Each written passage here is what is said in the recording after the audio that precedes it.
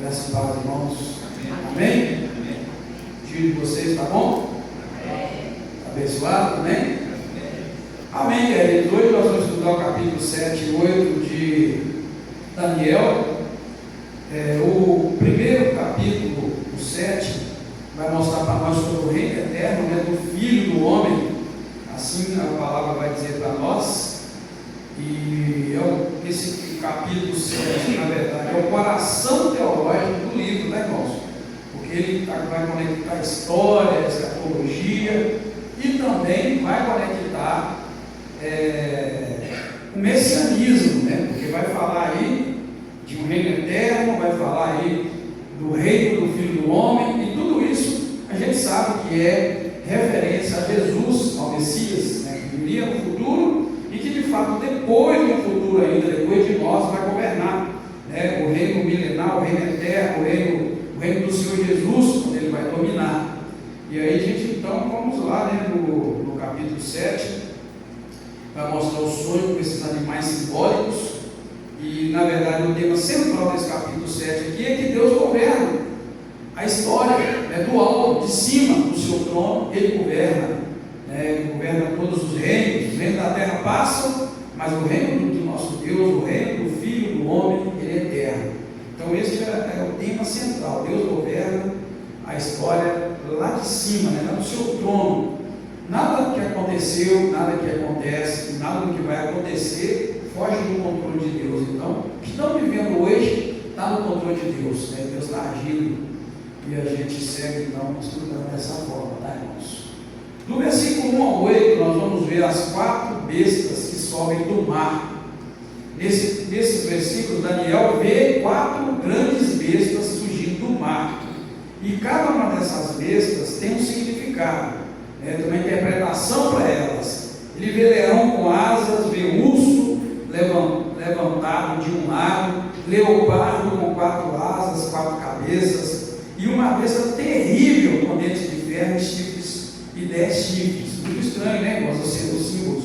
Por isso que eu sempre falei, quando a gente lê Daniel, lê Apocalipse, a gente pode preocupar com os bichos que aparecem, senão a gente perde. E fica pensando, que coisa horrível, né? Agora, por exemplo, uma besta terrível com dentes de ferro e 10 chifres. Eu nem quis colocar o desenho para colocar ali, não, de tão feio que era. É muito feio. Então ia assustar a gente, né, irmãos? Quem vê, né? Tem gente que assusta quando eu vou dar a bênção aqui na igreja. Eu dou 3 bênçãos. Eu dou a bênção dos apóstolos, a bênção que Jacó deu para José, e depois eu dou a bênção sacerdotal. E aí já teve umas 2 pessoas que assustaram perguntando aquele negócio, que o Senhor vai te abençoar, em cima e no abismo embaixo. Todo mundo desesperado. Porque fala em abismo de esse inferno, mas não é. Abismo são as partes mais baixas da terra. Na verdade, qual seria a parte mais baixa da terra? Onde fica as partes mais baixas? Hein? Não da terra, porque aquela bênção é da terra mesmo. Aquela vez José está dando a bênção mais altas acima, está falando que José tem as bênçãos mais elevadas, as bênçãos mais baixas. É o mar, é no fundo do mar, o lugar mais baixo dele é no fundo do mar. Então ali Deus estava dando a bênção tão completa para José, que foi o único que recebeu a bênção completa. Os outros filhos tudo recebeu bênção pequenininha, bênção aqui. Tem uns que ele repreendeu, tem uns que ele desceu o pau, vai sofrer muito porque fez coisa errada. O José não teve nenhuma coisa errada. Então ele fecha dizendo, para Deus abençoar ele com as bênçãos das alturas, e do abismo, ou seja, lá de todos os lados ele ia ser abençoado, que das alturas e também lá no fundo do mar. Tudo Deus ia fazer no começo. Aí às vezes a pessoa assusta, quando vê essas coisas, essas palavras, Mas na verdade ali, a gente chama de abismo e inferno, mas ali não é inferno, é bênção geral, bênção total. É igual. E a Bíblia fala, que Sheol mas aí é o lugar dos mortos. Sheol é o lugar dos mortos. Sabe o que é Sheol? Na verdade é cova, é o lugar que o corpo vai, Sheol. Então é diferente. Por isso que a gente até quando vai explicar, a palavra inferno não existe. A gente criou, da nossa raiz portuguesa, criou o inferno e criou uma confusão tremenda, porque nem Sheol e nem Abaddon serve para a gente falar de inferno, não existe essa palavra. Onde vai ser, na verdade, de acordo com o Apocalipse, que vai ser o que a gente chama de inferno, a gente chama lugar, obrigado, Luan. Inferno, a gente chama, é o lugar onde vai ser a condenação eterna, onde Satanás em seus anjos, e quem vive no pecado vai viver eternamente. Onde é esse lugar na Bíblia, Apocalipse? É o lago de fogo e enxofre. É ali. Então, ali que é inferno, na verdade. Só que algumas traduções traduzem Sheol como inferno, e aí cria uma confusão danada. Mas o Sheol é o mundo dos mortos, na verdade. É um cemitério, né? É onde o corpo vai, o corpo fica. E o abismo, e esse abismo que Jacó fala, é isso, das partes mais baixas da terra ia ser abençoado, onde ele fosse. Lembra lá o salmista quando diz: de onde eu me irei do teu espírito? Se ele subir nas partes mais altas, é a mesma palavra. E se ele entrar para a parte mais baixa, que é o abismo, lá Deus está. Então não tem como fugir. Mas é nesse sentido, tá, irmãos, que a gente vê essas bestas e a gente fica pensando: poxa, a besta é feia demais. E é. Só que a gente não pode focar na feiura dos objetos, tanto aqui em Daniel, quanto lá em Apocalipse também. As visões que João tem são difíceis de explicar. Então aqui é a mesma coisa. Ele tem essas visões, é um sonho, na verdade, tudo, esses animais são simbólicos, e ele vê aquilo, descreve, e depois a gente vai, a própria Bíblia vai dar para nós a interpretação. O leão com asas da Babilônia, o urso levantado de um lado para o outro, é a Medo persa, né? Leopardo com 4 asas e 4 cabeças, a Grécia, e uma besta terrível com dente de ferro e 10 chifres. Os estudiosos entendem que é Roma e o poder imperial. Lembrando que Roma não está se falando de uma igreja católica, não, estou falando de Roma, o império. Tanto Medo-Pérsia quanto Grécia e Roma, o império, a gente sabe que tiveram influência do povo da Bíblia. E aí a gente sabe, Medo-Pérsia nós estamos vendo, Grécia também, a gente vê Babilônia, né? E quando é que a gente vê Roma, esse poder imperial agindo no relato bíblico e na história também? Com quem lembra? Qual época? Na época de Jesus. Então, tá, irmãos? Então aqui não tem nada a ver com a igreja. É Roma mesmo, poder imperial. É dessa forma que a gente vai pegar o significado desses animais para a gente entender, né? E entre os chifres, são 10 chifres, lembra que são 10 chifres que vai surgir nessa vez terrível. Vai surgir um chifre pequeno, e esse chifre pequeno, ele é arrogante e blasfemador. Esse pequeno chifre que vai nascer, ele é arrogante e blasfemador. O que os estudiosos tentam sempre pegar, tanto Daniel como Apocalipse, é tentar colocar essas questões dentro da história. E é muito difícil, porque toda vez que um homem, um profeta, um professor, um estudioso, tenta encaixar os tempos das profecias, às vezes a gente falha. É por isso que de vez em quando você vai ver na internet aí, o cara levanta e fala que Jesus vai voltar a tal data, e aí depois ele volta, desestrutura tudo, bagunça tudo, porque certas coisas é difícil de entender. Então as semanas que Daniel vê, os dias, eu fico doido querendo saber, poxa vida, se a gente descobrir isso, a gente descobre os eventos da história, mas é muito difícil. Então a gente vê mais gente errando do que acertando até hoje, tá bom? Mas aí a gente vai ler esse texto agora, então, de 1 ao 8, para a gente poder encontrar exatamente o que nós acabamos de ler. No primeiro ano de Belsazar, rei da Babilônia, teve Daniel na sua cama um sonho e visões. Vieram à sua cabeça. Então escreveu logo o sonho e relatou a suma das coisas. Está vendo? Escreveu. É uma prática tremenda quando você sonha, você escrever. Disse Daniel: na minha visão da noite eu olhei e vi que os 4 ventos do céu agitavam o mar grande. 4 animais grandes, diferentes uns dos outros, subiam do mar. Viu? 4 animais, nós chamamos 4 bestas. O primeiro era como o leão, está vendo? Era como o leão. Por quê, irmãos? Porque quando a gente sonha, ou quando a gente tem visão, igual lá no Apocalipse, também João tem visão, nem sempre você tem condições de falar que você viu aquilo. Então o cara escreve, ele viu como o leão, não era leão. É igual Pedro vai falar assim: sede sóbrios, vigiai, porque o inimigo, o vosso adversário, ruge como o leão. Ele não escutou o rugir de um leão. Ele fala: poxa vida, foi leão. Mas ele sentiu que aquele rugido era como de leão. Se ele tivesse visto um leão rugindo, ele ia falar: olha, o vosso adversário, o inimigo, ele é um leão e ruge. Não ruge como leão, é um leão e ruge. Então, assim, é muito importante a gente ter os detalhes e entender. Então, vamos lá. O primeiro era como o leão. Então, assim, lá no início aqui, não sei se vocês notaram, essa eu tirei pela internet, tá vendo? Ó, tem ele, tem o Daniel na cauda dos leões, a visão que tem de um leão. Então, se fala leão, a gente vê essa cara emburrada, né? Não tem uma cara emburrada, né, irmão? Já notou? É uma cara emburrada, assustadora, esses montoeiros de cabelo, né? E ele está dizendo aqui que era como leão. Então, a gente vai ficar só com o como e para a gente ter uma ideia, né, na nossa cabeça. Aí tinha, só que ele escreve, ó, o primeiro era como leão e tinha asas de águia, era uma bagunça. Era como leão, tinha asas de águia. E eu olhei até que foram arrancadas as asas, e foi levantado da terra e posto em pé como um homem, e foi lhe dado um coração de homem. Olha o que ele viu. A visão é complicada, o sonho é complicado. Eu gosto de escrever sonhos, você sabe disso, né? Mais de 12 mil sonhos escritos. Eu escrevo quando eu lembro. Lembro um, lembro dois, lembro três, escrevo. Porém, tem coisa que você tem que falar só assim, é como, parece.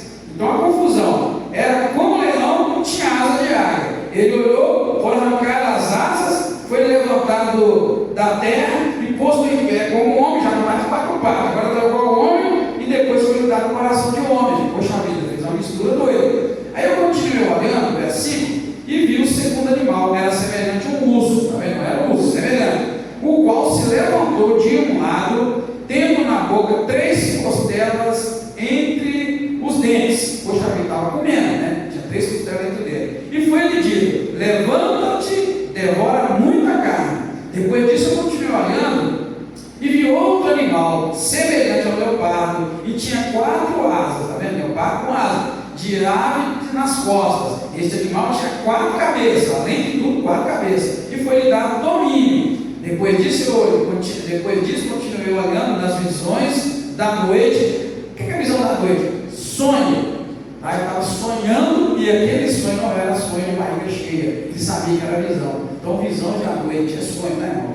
Então, depois disso, eu continuei olhando, tive visões da noite e vi 4 animal terrível. E vi um 4 animal terrível. Está vendo? Animal terrível. Eu falei, escrevi uma besta terrível, espantoso e muito forte, o qual tinha dentro. Então, esse último animal, por exemplo, você não consegue nem comparar com nada que ele conhecia. Não era igual ao leão, não era igual ao urso, não era igual a nada, não, porque ele não teve comparação. Ele só falou, viu o quarto, ele era terrível, era espantoso e muito forte, o qual tinha dentes grandes de ferro, e ele devorava e fazia em pedaços e pisava com os pés que sobravam. Era diferente, está vendo? Ó, de todos os animais que apareceram antes dele, e tinha 10 chifres, está vendo? Uma besta terrível, tinha 10 chifres. Estamos observando os chifres, olha, ele olhando os 10 chifres, eu vi entre eles subiu outro chifre pequeno, e 3 dos primeiros chifres foram arrancados diante dele. Neste chifre havia olhos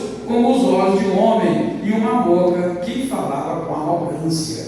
Era terrível. Eu tentei mesmo, tá, irmão? Tentei procurar cada um desses animais de desenho, mas era muito feio. Se os irmãos iam demonizar esse bicho, falaram, poxa vida, o pastor devia nem colocar isso na igreja. É muito feio os bichos que ele viu, mas é a verdade, né, irmão? Por isso que eu contei lá da bênção que eu falo do abismo, e todo mundo pensa que abismo é inferno, mas não é. É a parte mais baixa da terra. Assim também é essa visão. Então tá, qual o significado desse versículo 1 ao 8?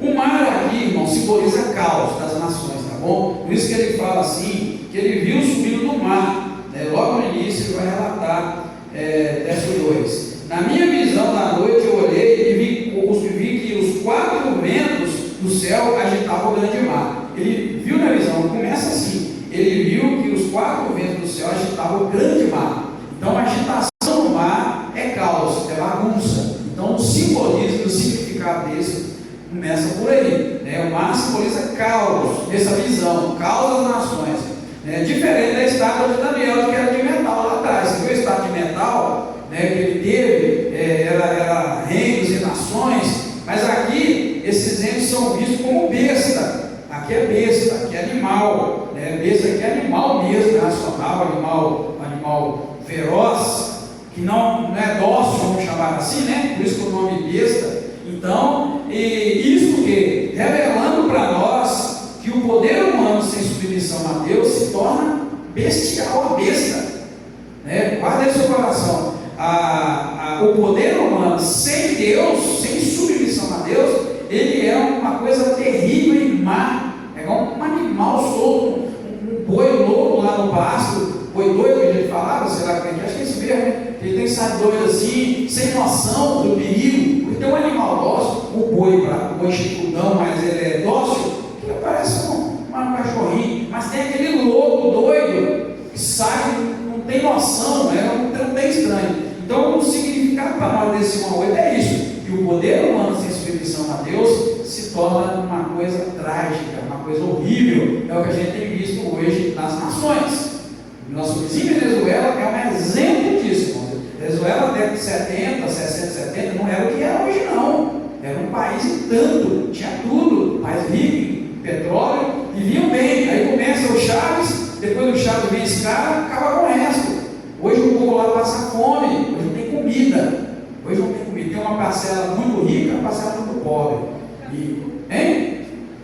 Come, o que tem, quando tem também para comer. É uma coisa louca, nós não temos noção disso. Assim também outros países, Cuba é a mesma coisa, muitos países no mundo vivem na mesma miséria, um contraste, gente muito milionária e gente pobre. Essa é a chave. Aqui nós estamos falando de reinos, de poder humano, que sem Deus se torna como besta. Por isso que a visão aqui é de besta. Lá era de reinos, de parte do corpo, cabeça, pés, mão, comparado com o corpo. Agora aqui é diferente, comparado com o animal, para mostrar para nós. E olha bem, agora com todo respeito, você pode ser de esquerda, você pode de direita, você pode ser o que for, mas crente no mundo inteiro nunca é de esquerda, ele é de direita. Porque os de esquerda, eu já avisei para vocês, esquerda é totalmente contra os princípios bíblicos da família, do caráter, da honestidade. Esquerda é em todo lugar do mundo, esse trem. Se tem um terreno vazio ali, vamos invadir e dar nos pobres. Poxa, invadir, né? Invadir é assim, aquela ideia de destruir, de pegar o que é dos outros, de dividir com todo mundo, mas não divide nada, que tem de socialismo, o pessoal conversa, acaba não dividindo nada. Por quê? Todo lugar onde o socialismo domina são os lugares mais pobres do mundo. Nunca acaba com a pobreza, na verdade, engano, é uma enganação. Então, crente de esquerda, guarda o seu coração, não estou falando de política não. Estou falando de direita e esquerda. No mundo inteiro, o crente que segue a Bíblia nunca vai ser de esquerda, porque eles são contra a família, é a favor de uso de droga, é a favor da malandragem, é a favor de não trabalhar. Eles são a favor de não trabalhar no seguinte sentido: esse sistema assistencialista é o seguinte: dá pouco para o pobre para que ele não queira trabalhar e continue pobre e a gente domine sobre ele. Isso é esquerda, no mundo inteiro. Hein? E só assim, porque no dia que você começar a pensar, você não quer isso mais, você quer um serviço, você quer estabilidade, você quer um emprego, você quer ir para ter sua empresa. Então isso não é política, isso aqui é governo humano. E é terrível esse caminho, porque o caminho só leva para um lugar, ele leva para a miséria, para a dependência, para a miséria e para a fome. Isso é em todo lugar do mundo, não é aqui, em todo lugar. E o que a história conta, os países que foram para esse lado ficaram enterrados, estão enterrados até hoje. Tá? A China tem muito socialismo, tá? A China tem muito socialismo. Aí você vai falar assim, poxa, mas a China domina o mundo mesmo. Você já notou que ela pega um Fusca, copia ele na descaramento e vende mais barato, parecido? Não é só isso. Pergunta um chinês que vive lá se ele gosta de morar lá. Só pergunta, eu conheci muitos. Os caras aí nos Estados Unidos, irmão, igual os nigerianos fogem dentro daquele lugar do navio, porão de navio, para não viver lá. Porque lá é bonito quando você vê de fora. É uma vida terrível, perseguição terrível da igreja. Lá mata pastor, mata crente, é terrível. Isso é esquerda. Onde tem é assim. Primeiro eles tiram o princípio do caráter básico de vida. Pedofilia não tem problema, tá? Nada eles têm problema, é a primeira coisa que tira. E depois, tirando Deus, tirando a Bíblia, eles têm o mundo que quer. Isso em qualquer lugar do mundo. Então, não é uma coisa séria. Então, por isso que eu coloquei no meu papel, não coloquei de vocês ali não.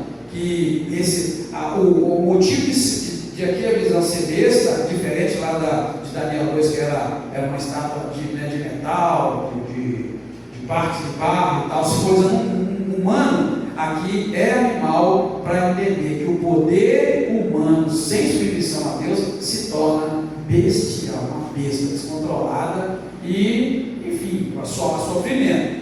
Tá bom, beleza? Vamos seguir então para a gente andar, sempre tentando encaixar as coisas para gente compreender melhor. Do 9 ao 12, agora a visão é de um ancião de dias. Ancião de dias é um muito velho. É um velhinho, né? Por isso fala ancião de dias. Mas aqui então, do 9 ao 12, o cenário muda da terra para o céu. Você vê que a visão que ele teve era da terra. Agora ele vai ter uma visão, vai mudar, ele vai ter uma visão do céu.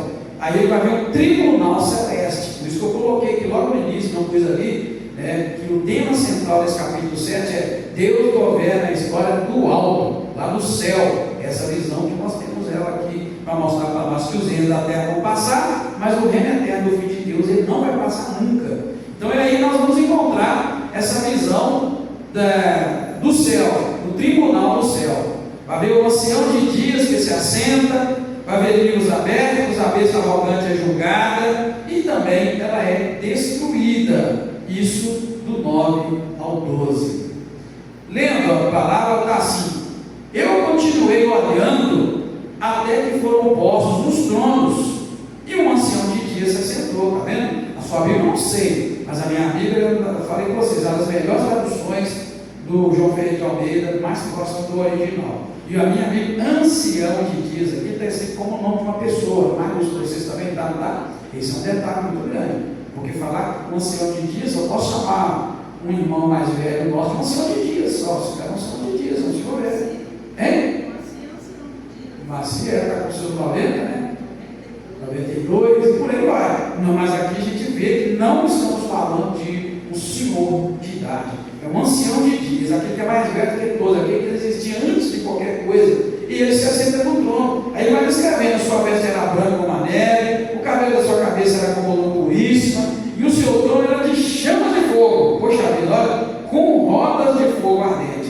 Um rio de fogo, uma nave saía de diante dele. Milhares de milhares o serviam, e milhões de milhões estavam diante dele. Assentou-se o tribunal e abriram-se os livros, está vendo? Então estive olhando por causa da voz, das grandes palavras que provinham do chifre. Estive olhando até que o animal foi morto, e o seu corpo desfeito e entregue para ser queimado pelo fogo. Quanto aos outros animais, foi-lhes tirado o domínio, mas foi-lhes dado prolongação de vida, até certo espaço de tempo. Está vendo? Como eu falo para vocês, quando a gente tenta descobrir os tempos, aí a gente dá uma bobeira danada. Eu já até orei: meu Deus, fala para mim umas coisas dos tempos, né? Que Deus me desse um sonho, falasse comigo, mas absolutamente nada. Então a gente tem que ter esse cuidado com a questão de tempo. Porém, aqui ele fala, né, que foi lhe dado, depois de derrotado, foi lhe dado ainda um tempo. Então aqui a gente encontra uma doutrina muito importante. O que a gente vê? Que antes de qualquer juízo histórico, porque está falando de história, tá, irmãos? Como eu falei para vocês, é história. O que acontece? Existe o juízo celestial. Por quê? Porque Deus governa o mundo espiritual. E nós entendemos que tudo acontece no reino espiritual primeiro, para depois acontecer no material. Deus permite, algo acontece. Deus não permite, algo não acontece. Então, tudo é permissão de Deus, debaixo da autoridade de Deus. Então, fica claro isso para nós, que antes de qualquer acontecimento histórico, primeiro isso acontece diante do trono de Deus. Nesse caso aqui, juízo. E Deus governa a história a partir do seu trono, e não do caos político. Se você olhar para o nosso país, todo mundo que tem cabeça, né, está acompanhando notícias, vai ver que a gente está no caos, há um bom tempo. A gente vivia um caos antes, agora é outro caos. Bem, está bacana. Quem está vendo o jornalzinho está vendo a loucura que está nosso vizinho ali de cima, nos Estados Unidos. Está uma loucura. O cara chegou, rodeou a Venezuela, e quando a gente assustou na madrugada, o cara foi lá, arrancou o presidente de lá e já está preso lá e está julgando. Poxa, bem, tá bom. Agora ele vira para a Groenlândia, olha o mapa da Groenlândia para você ver, né? Os Estados Unidos está assim, a Groenlândia está para lá assim, atravessando o oceano, sei lá o que é aquilo, que eu não lembro. Está bem na linha da Europa, o ponto estratégico para ele colocar proteção para ele. Poxa, ele mexeu com a Groenlândia, mexendo com a Rússia e China. Ele já está lá, a Rússia está dando os beijinhos para os Estados Unidos. Então, sim, o caos que a gente está vivendo hoje, irmão, literalmente um caos.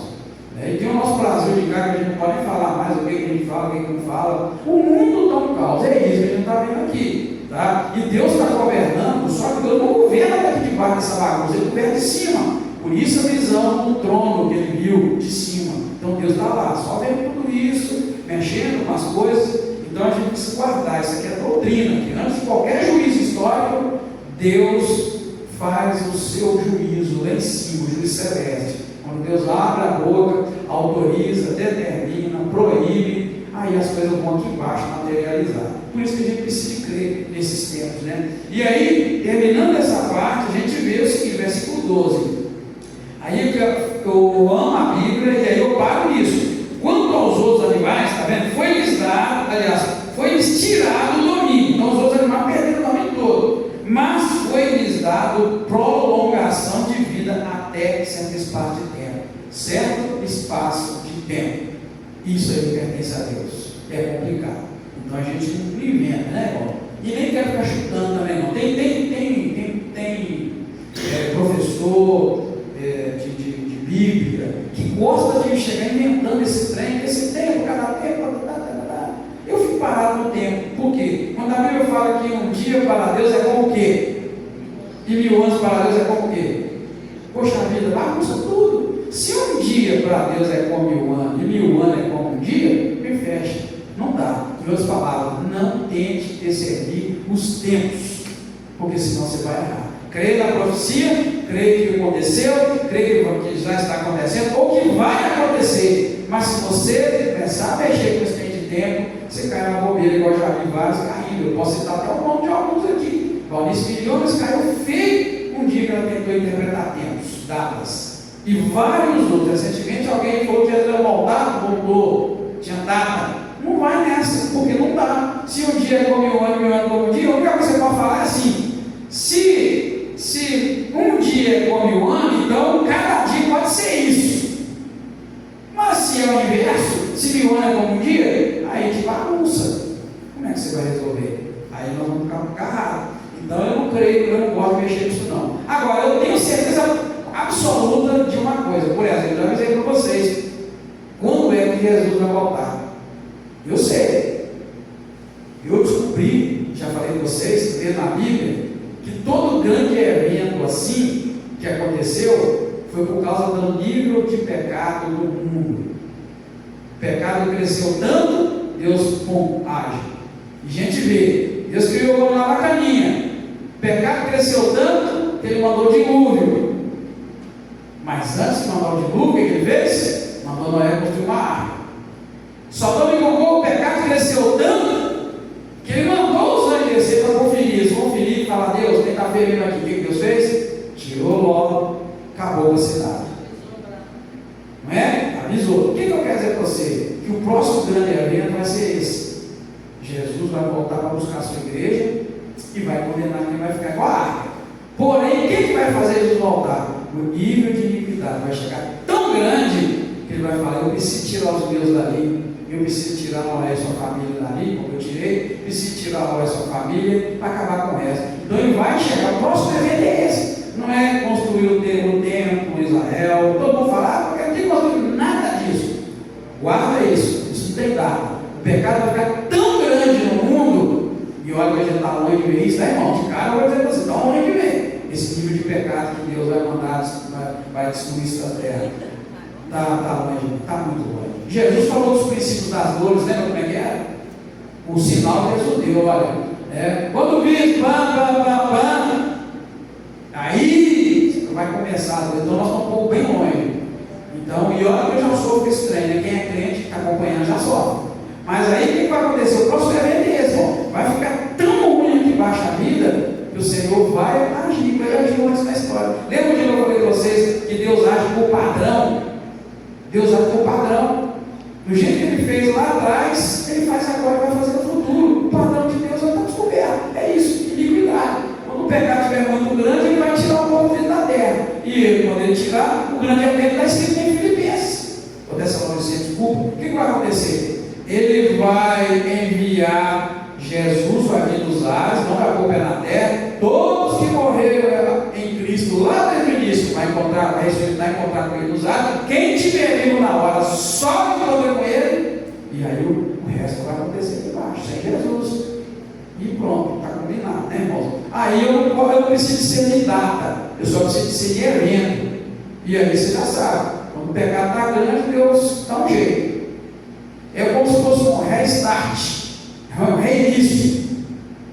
Fez isso lá com Noé, né? Fez isso naquela pequena cidade, Sodoma e Gomorra, ia fazer com Nínive, mas antes avisou. Vai lá, Jonas, e avisa, prega lá, porque eu vou destruir a cidade. Antes ele avisa. Por isso que eu escrevi aqui no meu papelinho, mas não escrevi de vocês. Doutrina, do versículo 9 ao 12. Antes de qualquer juízo histórico, há um juízo celestial primeiro. E é nesse juízo celestial que vem acompanhado do aviso. O Senhor, eu vou destruir. E a Bíblia fala que ele não destrói sem antes. Não, ele não pode, senão não seria Deus, seria um mundo covarde. Seria as bestas que nós lemos aí em cima, ó. Todo poder humano sem a submissão de Deus se torna besta, bestial, sem freio, sem controle. Deus não faz isso nunca. Então, Deus avisa antes, depois manda ver. Né? Lembra lá com o profeta foi: arruma sua casa, porque você vai morrer. É um exemplo que Deus avisa antes. Então, Deus me avisa, Deus te avisa, Deus avisa as nações, né, irmãos? Então, eu fico muito tranquilo, orando. Deus tem misericórdia, Deus muda os corações, mas a gente tem visto acontecer. Né? Já notou que quando a coisa começa a melhorar, o que acontece? Piora.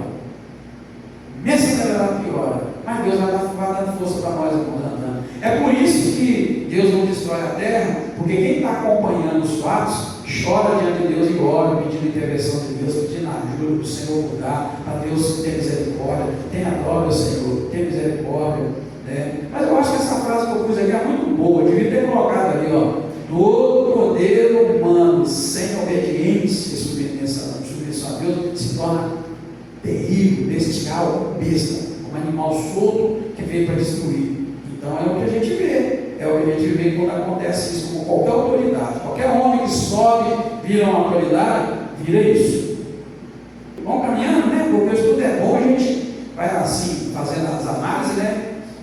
13 e 14, aí vai falar do filho do homem. Daniel é alguém como um filho do homem, vindo com as nuvens e recebendo domínio, glória e recebendo o reino eterno. Então é por isso que eu falei aqui que esse livro, esse capítulo 7, ele é o coração teológico do livro por abranger história, escatologia e o messianismo, né, quando vem relatar sobre Jesus. Então 13 e 14 assim: eu estava olhando nas minhas visões de noite e vi que vinha nas nuvens do céu um como o filho do homem. Ele se dirigiu ao ancião de dias e o fizeram chegar até ele. Foi-lhe dado o domínio, a honra, o reino, todos os povos, nações e línguas o adoraram. O seu domínio é um domínio eterno que não passará, e o seu reino o único que não será destruído. Está vendo? O reino eterno do Senhor. Né?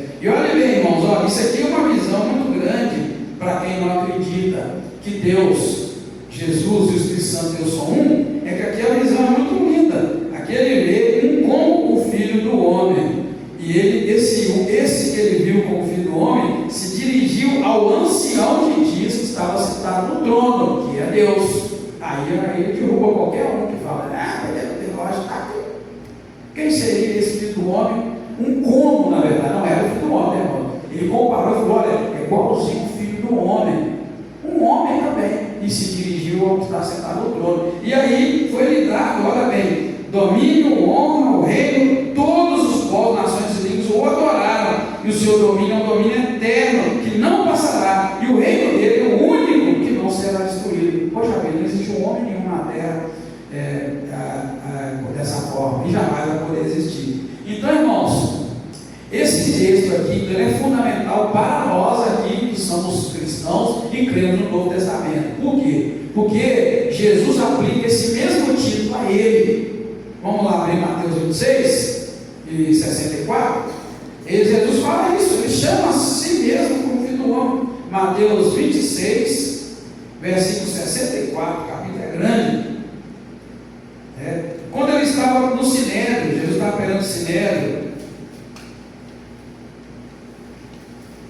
Então se levantou o sumo sacerdote, estou lendo 62, tá? E perguntou a Jesus: nada responde a essas acusações? Jesus, porém, guardou silêncio. E o sumo sacerdote disse: exijo pelo Deus vivo que nos diga se tu és o Cristo, o Filho de Deus. Aí Jesus responde: tu disseste. Eu, porém, vos digo que em breve vereis aí, o Filho do Homem assentado à direita do Todo-Poderoso, vindo sobre as nuvens do céu. Viu?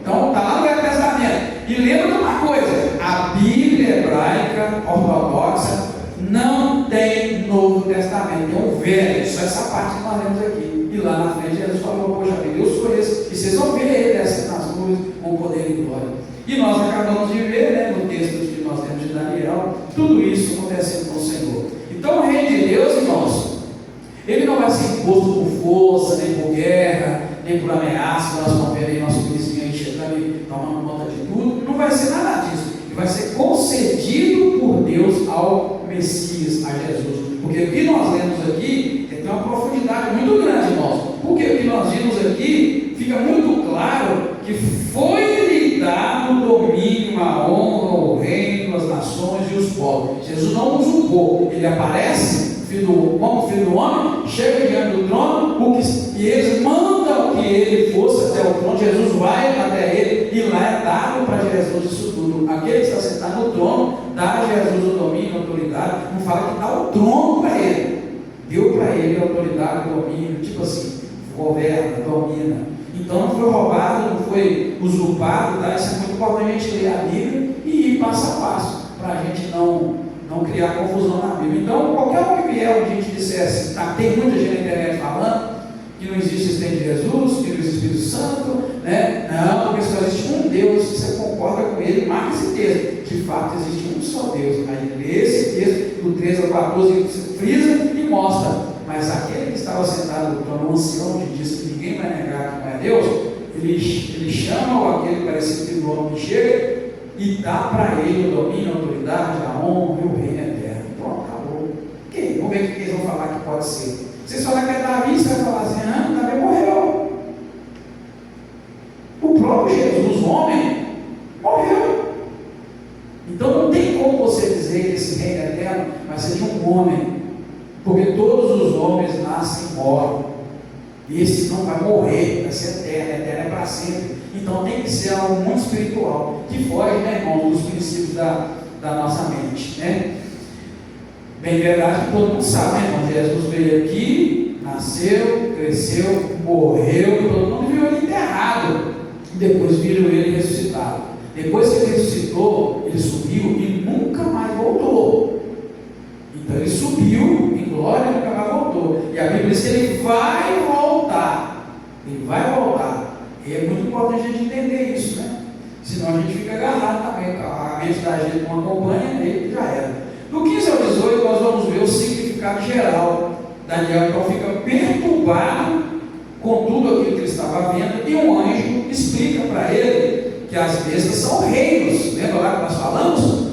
Mas o reino final vai pertencer aos santos do Altíssimo, né? Os santos que vão reinar junto com o Senhor. Então, lendo do 15 ao 18, a gente vai ver assim: quanto a mim, Daniel, o meu espírito foi abalado, viu? 15, o meu espírito foi abalado, ou melhor, foi abatido dentro do meu corpo, e as visões da minha cabeça me espantaram. Ou seja, o que ele viu deixou ele transtornado, né? Ele fala que o espírito foi abatido do corpo e as visões da cabeça perturbaram ele. Aí eu cheguei a um dos que estavam perto e pedi-lhe a verdade acerca de tudo isso, e ele me disse e fez-me saber as interpretações das coisas. Aí vem a interpretação. Estes grandes animais, que são quatro reis que se levantarão na terra.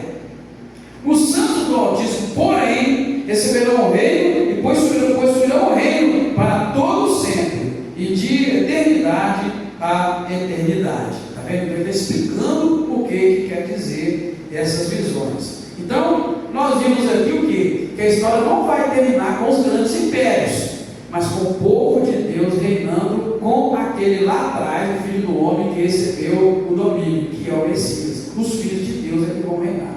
Então, quando a gente vê o caos, o último grande império, nós abrimos aqui, Bíblia, o Império Romano, né, que a gente viu, durou até depois de Cristo, depois foi dissolvido também. Agora a gente vê o império se levantando na terra, nos dias atuais. A gente não sabe, e nem sei também encaixar isso dentro da Bíblia, como é que vai ficar essa questão de hoje. Mas hoje a gente tem um império se levantando, irmãos. Quem é que seria esse império se levantando? Do lado da China, do lado de cá, Estados Unidos. Se você notar, é um país só do norte aterrorizando o mundo. Não te preocupa, irmão, saber das notícias que os Estados Unidos está enfiando ali nas guerras e está controlando as guerras e levando certa paz quando ele entra? Não dá para dizer, não, ninguém dá. Ninguém dá. Ele entra, ele mete o nariz lá entre Israel e faz de Gaza, pum, estabelece um acordo e tal.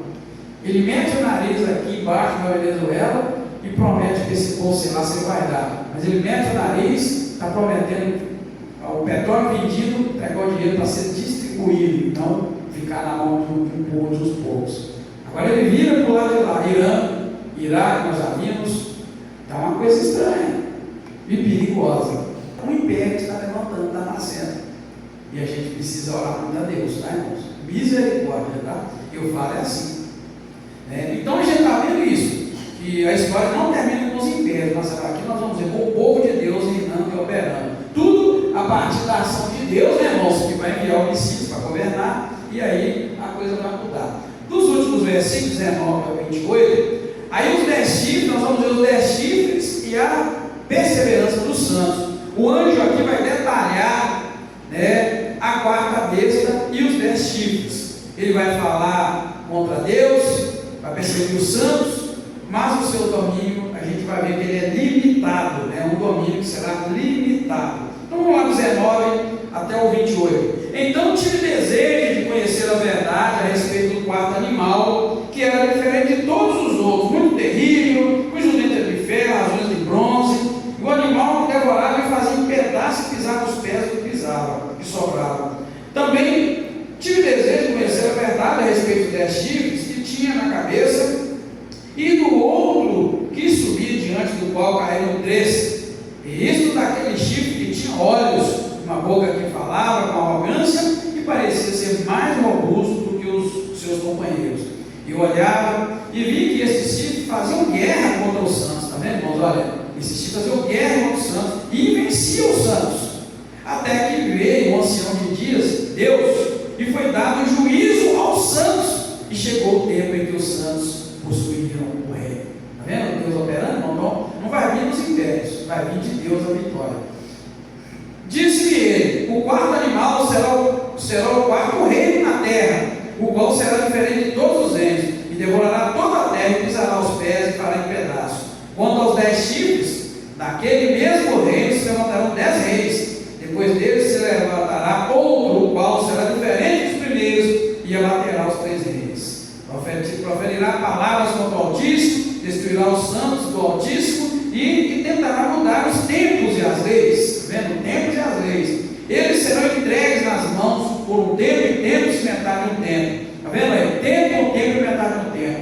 Claro com a gente, né, irmão? Se você tentar também olhar lá em cima e pensar nesses 10 chifres que são 10 reinos, 10 reis, tentar tem que pegar o primeiro e saber quem. Então é muito difícil a gente conseguir encaixar isso na história, tá? Tem um punhado aí que fala de reis, que fala de governadores, que falam de papas, e aí vai uma confusão muito difícil de entender. 26. O tribunal, porém, se assentará em juízo e lhe tirará o seu domínio para destruir e para desfazer até o fim. O reino e o domínio e a majestade dos reinos debaixo de todo o céu serão dados ao povo dos santos do Altíssimo.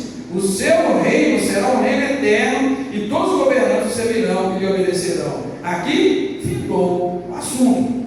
Quanto a mim, Daniel, os meus pensamentos muito me espantaram e mudou-se em mim o meu semblante, mas guardei essas coisas no meu coração. Então Daniel foi mostrado para ele o fim de todas as coisas, né? Mostrando que essa perseguição, né, ela vai ser temporária, real na verdade, mas vai ser temporária, vai durar esse tempo, mais tempo, como disse, e Deus vai estabelecer os limites claros para o mal e vai entregar o reino ao seu povo, né? Aí tá, umas outras confusões que surgem, pastor, esse reino vai ser aqui na terra, não vai ser, e aí outra confusão, que se a gente for falar dela agora, não roubada, né, irmão? Mas aqui tudo indica que sim, será um reino terreno, que Deus vai dar para os santos. Bom, então a gente não precisa preocupar com isso, isso diz respeito à salvação. O capítulo 8, que é o próximo, vamos passar aqui, capítulo 8, nós vamos ver que um conflito espiritual que acontece por trás da história. E o tema central aqui, irmãos, é Deus revela que por trás dos conflitos políticos que a gente está vivendo e sempre viveu, há uma batalha espiritual muito grande, mas Deus continua soberano sobre o tempo, e também sobre o fim de tudo. Então a gente precisa ficar em paz, quem é crente, e só entender, Deus está no controle, os conflitos políticos são grandes aqui na terra, mas lá em cima tem uma batalha espiritual muito grande em torno de tudo isso. Por isso que os crentes têm que orar. Se os crentes na terra orarem, bombardearem o céu com oração, Deus age com misericórdia. E Deus pode conduzir a história a favor da gente. Mas se a gente bobear, irmãos, o inimigo toma conta, porque é o tempo do inimigo agir aqui na terra.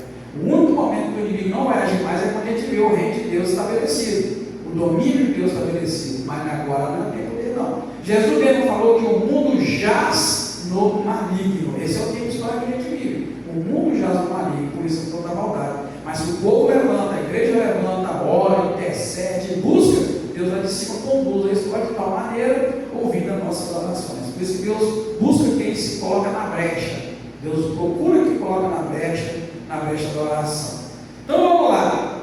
De 1 a 8, o carneiro e o bode. Daniel vê um carneiro com 2 chifres, ao significado disso aí a Média e a Pérsia, e o bode com um grande chifre, que é a Grécia. O bode derrota o carneiro rapidamente, e o grande chifre se quebra e surgem outros 4 naquele lugar.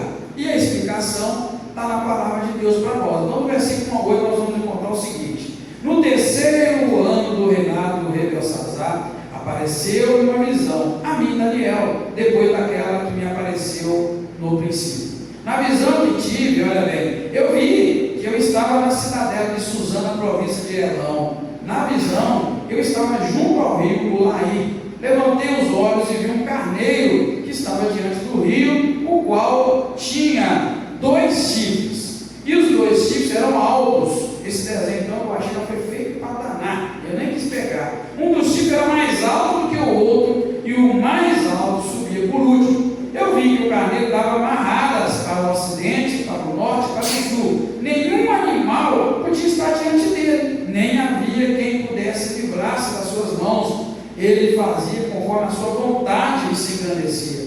Estando eu considerando isso, eu vi que um bode vinha do ocidente sobre toda a terra, mas sem tocar no chão. Olha que doideira. O bode vinha, mas não tocava no chão. E aquele bode tinha um chifre notável entre os olhos. Dirigiu-se, olha bem, ele tinha um chifre notável entre os olhos. Então ele era como se fosse um unicórnio, tá? Tinha os olhos e um chifre. Dirigiu-se ao carneiro de 2 chifres, que eu tinha visto diante do rio, e correu contra ele no furor da sua força. Eu vi-o chegar perto do carneiro, e irritado contra ele, o feriu e lhe quebrou os 2 chifres, pois não havia força no carneiro para lhe resistir. Em seguida, o bode lançou por terra e o pisou com os pés, e não houve quem pudesse livrar o carneiro do seu poder. O bode se engrandeceu sobremaneira, estando, porém, na sua maior força. Aquele grande chifre foi quebrado, e subiram no seu lugar 4 outros chifres, também notáveis, para os 4 ventos do céu. Poxa, que visão, hein? O chifre quebra, ele vira 4. Então, o que a gente encontra aqui? Deus está revelando com precisão, os eventos históricos, antes que eles ocorressem, afirmando, que o domínio do Senhor, irmãos, ele de fato vai acontecer. Lembrando, então, que um carneiro com 2 chifres, 2 lugares, o Meda e o Persa, e um bode com um grande chifre, a Grécia. E o significado é que esse chifre vai estourar e vai se dividir em 4 outros, Aí a gente parte para o versículo 9 ao 14, onde a gente vai encontrar o pequeno chifre. De um dos chifres surge um pequeno chifre que cresce. Logo no início do versículo 9 nós vamos ver. Esse chifre cresce com arrogância, profana o santuário de Deus, interrompe o sacrifício que que era contínuo. Então ele faz ali um estrago espiritual, esse chifre pequeno. Então nós vamos ver no 9 ao 14, o texto vai dizer assim: de um deles saiu um chifre muito pequeno, o qual cresceu muito para o sul, para o oriente e para a terra formosa. Olha ali, esse chifre cresceu, engrandeceu-se até o exército do céu, e a alguns do exército e das estrelas deitou por terra e os pisou. Sim, ele se engrandeceu até o príncipe do exército.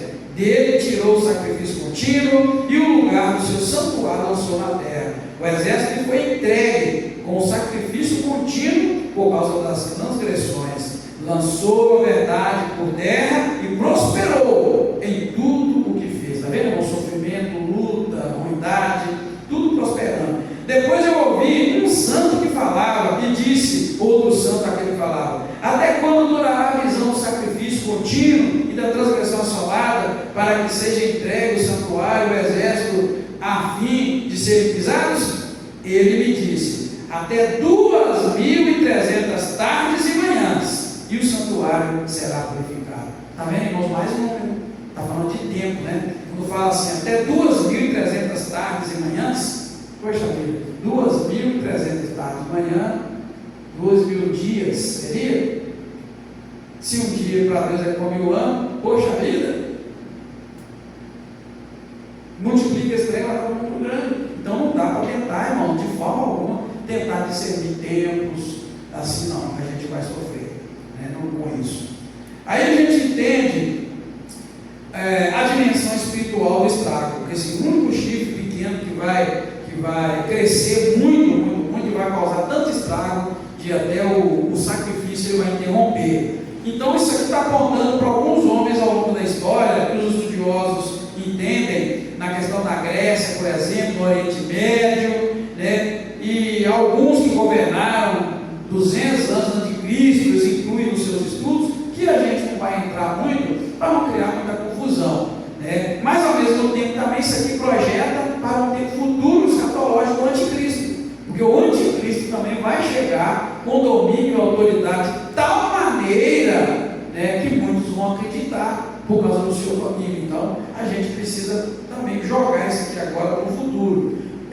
Uma coisa eu entendo, o livro de Daniel, ele fala de coisas futuras que podem já ter acontecido e coisas futuras que ainda vão acontecer. Então a gente tem que ficar só aguardando, né? Se você quiser estudar essas coisas na internet, parabéns, mas eu não gosto muito não, porque às vezes eles entram com umas aventuras lá e aí a gente acaba acreditando, né? Mas eu creio muito bem dessa forma, que o livro de Daniel ele traz coisas que podem já ter acontecido, coisas que estão acontecendo talvez, coisas que vão acontecer no futuro. O que a gente tem que colocar é a barba de molho, né, irmãos, para estar preparado para os eventos, eles acontecerem. Por exemplo, não resta dúvida que Covid foi um evento histórico e espiritual. Ninguém entendeu como começou e ninguém entendeu como terminou. Foi Deus dando para nós um sinal. Porém, a igreja do Senhor ignorou esse sinal. Os crentes ignoraram. Amém, queridos? Concordam comigo? Os crentes ignoraram. As igrejas estão vazias, não encheu mais, era para encher o povo, para ver, poxa vida, isso é um sinal de Deus, coisa pior vai vir para frente. Mas o povo está na boa, está tranquilo, estão comprando casa, casando, viajando de avião, eles estão aproveitando. O povo está casando, dando casamento, igual nos tempos, né, que Jesus falou quando, né, aconteceu nos tempos. O pessoal está vendo normal, todo mundo uma boa, desapercebido quando o Senhor vai voltar. Né? Do 15 ao 19, busca por entendimento. Daniel ele tenta compreender a visão, e o anjo Gabriel é que vai ser enviado para explicar para ele. O anjo Gabriel é isso mesmo, a gente vê na Bíblia, vê lá no Novo Testamento. Os anjos eles existem diante de Deus para servir a nós, né, debaixo da autoridade de Deus. Então vamos ler do 15 ao 19, que a gente vai ver.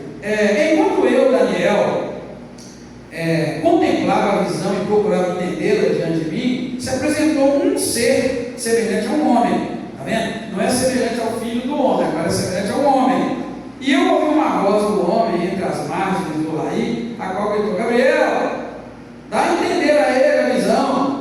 Ele veio para perto de onde eu estava, e vendo Gabriel, eu fiquei assombrado e caí com o rosto em terra. Mas Mas ele me disse: entende, filho do homem, porque esta visão se realizará no fim do tempo. Está vendo? Fim do tempo.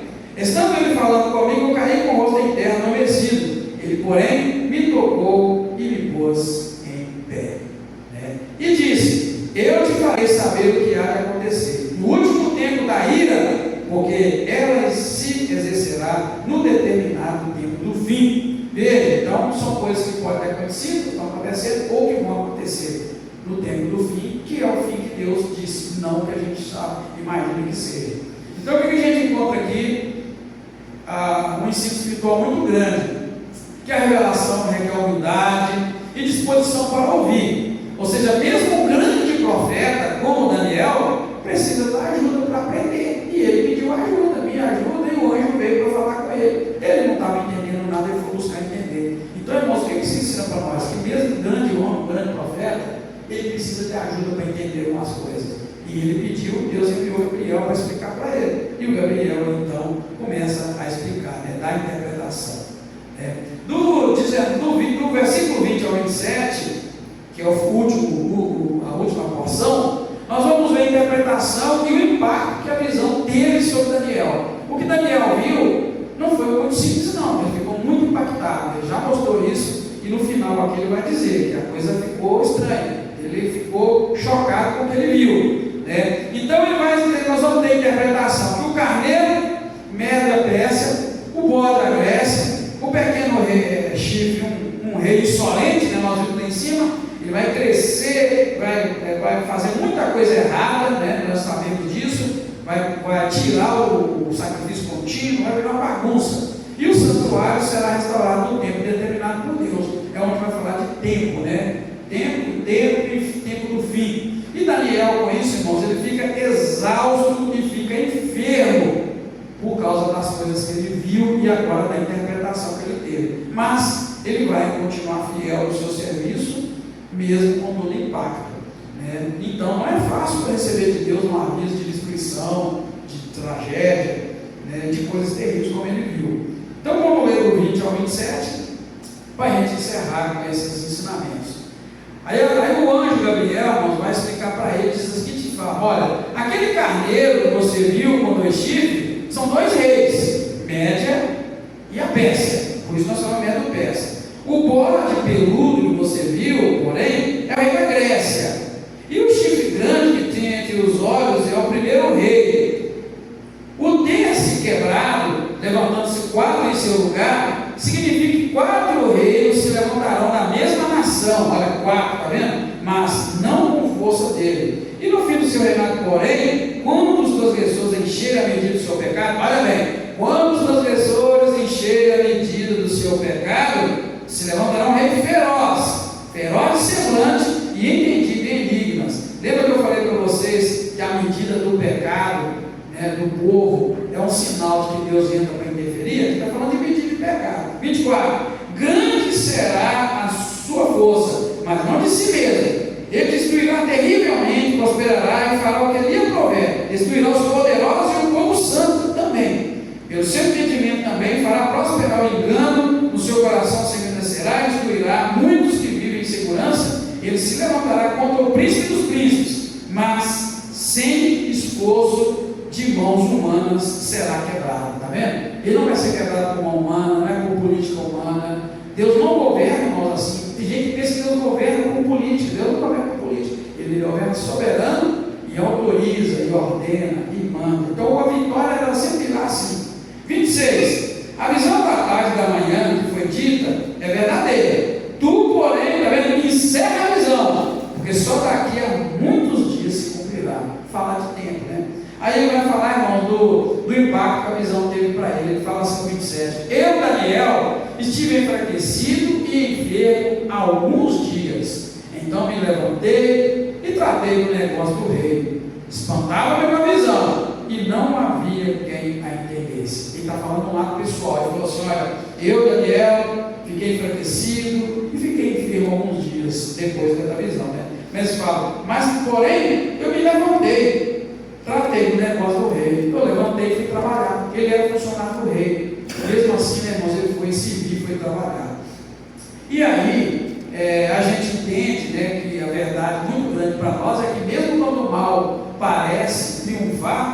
Deus é que determina o tempo, né? O tempo do fim, é isso que nós estamos vendo aqui o tempo todo, né, irmãos?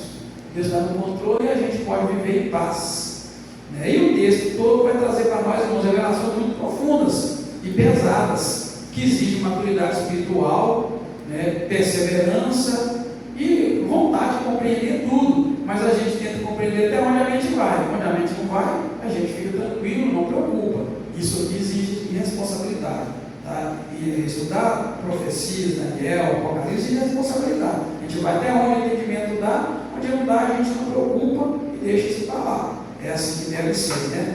Contudo, a gente vê que os reinos da terra são temporários, né? São falhos. Deus governa acima, lá do céu, né? E o Filho do Homem vai receber o reino eterno e vai reinar, né? A gente viu que o mal é real, ele existe. Nós vimos aqui, nós estamos vendo por aí que ele é real, ele existe, mas ele é limitado, ele vai até onde Deus permite. E por falar em mal real, ultimamente nós ouvimos na internet alguns casos, eu quis trazer no domingo, acabei não trazendo, exatamente sobre o mal que está imperando nas vidas e o mal ser tão real. Vocês viram, né, por aí no jornal, de um menino que foi fazer uma caminhada lá no Rio Grande do Sul, em algum lugar, uma trilha, e a coleguinha dele simplesmente abriu para trás? Poxa vida, a menina viu a maldade, ela também confessou, o cara era fraco, deixou para trás, e o cara não morreu por um milagre. E agora vocês viram rodar na internet também, um vídeo que virou notícia também, de um senhor, né, limpando uma piscina, e as pessoas tomando banho, e uma menininha de 11 anos, 15, sei lá, sentada, a coleguinha do lado, daquele assim, ó.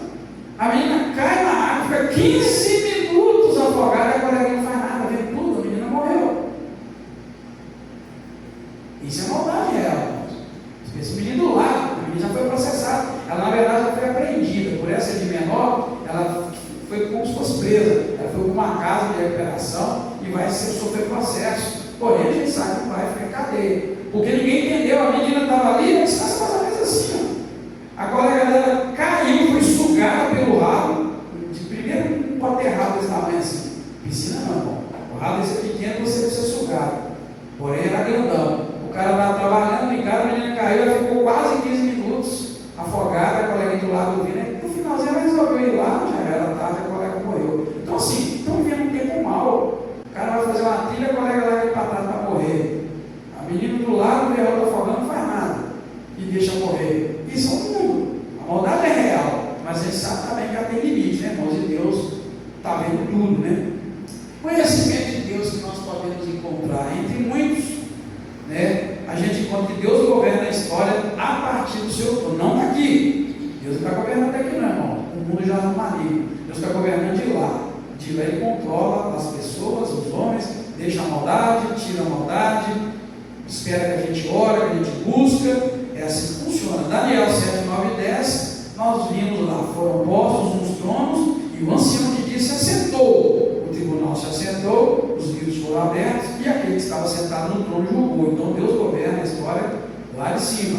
Deus determina os limites ao poder do mal e ele fixa o tempo do fim do mal. Né? Não vai, o mal não vai existir com essa vida, com a eternidade. Nunca. Deus propôs o seu fim. E aí nós vimos lá em Daniel 14 que até 2.300 tardes e manhãs e o santuário será purificado. Está vendo? Então tem um tempo. Não dá para saber quando, mas 2.300 tardes e manhãs e o santuário será purificado. Ah, beleza, hein, irmãos? Como nós desejamos esse tempo, hein? Doutrina fundamental desses dois capítulos: Deus é o soberano absoluto da história, ele governa do trono celestial e impõe limites intransponíveis ao poder do mal. O limite que ele põe não pode passar dali. E essa doutrina, ela é sustentada ou sustenta a esperança no meio da perseguição, deixa perseguir, nós temos a esperança que Deus está no controle, que Ele vai nos dar a vitória, também sustenta a confiança diante do avanço do mal. O mal está aí avançando, mas nós temos a firme confiança que Deus está no controle, Deus nos ajuda, Ele nos guarda, e acima de tudo, essa doutrina que nós acabamos de ver também, ela sustenta a certeza do juízo final. Qual é o juízo final? Deixa o mal existir, desde Adão até o juízo final, onde Deus vai condenar todo o mal, junto com Satanás, seus anjos, com o lago de fogo e enxofre, e aí nunca mais vai haver mal. Os seus santos nunca mais vão provar o mal. Apocalipse mostra, não vai haver choro, né? Não vai haver lágrimas, não vai haver tristeza, acabou. Então isso também alimenta em nós, sustenta a certeza do juízo final. Sabemos que de acordo com nossas ações, o juízo virá sobre nós e nós vamos morar com o Senhor. Ou, dependendo das ações, o juízo virá sobre nós, nós vamos sofrer para sempre. Eu vou ser sincero, eu daria tudo e dou para ir para morar com o Senhor. Vale a pena que sofrer, vale a pena fazer o que Deus ensinou, né? Dar o outro lado para bater, né? Abrir mão das coisas, da vida, abrir mão da própria vida para ir morar com o Senhor. Porque o sofrimento vai ser eterno, assim como também a alegria vai ser eterna. Amém, queridos? Deus abençoe a sua vida em nome de Jesus. E aqui a gente encerra então esses 2 capítulos. Muito obrigado, meu Deus, por mais essa noite de estudo. É muito complicado para a nossa mente entender essas coisas que lemos no livro de Daniel, mas o teu Espírito deixa muito claro para nós que a maldade pode existir, ela é real, mas o Senhor está no controle de tudo, que os reinos desta terra podem crescer na maldade, mas o Senhor mesmo assim continua dominando, e nós desejamos ardentemente que essa terra prove da bondade do Senhor, que os habitantes da terra provem da bondade do Senhor, do domínio do Senhor, do reino do Senhor. Por isso nós oramos a Ti: venha a nós o Teu reino, seja feita a Tua vontade, assim na terra como no céu. Começa na nossa vida e faça essa obra grandiosa do Senhor. Mais uma vez nós te agradecemos, peço que nos leve em paz, dê uma ótima noite, em nome do Senhor Jesus Cristo. Amém. Obrigado, irmãos. Deus abençoe a vida de vocês. Tenham uma ótima noite. Estaremos juntos no final de semana, se Deus quiser.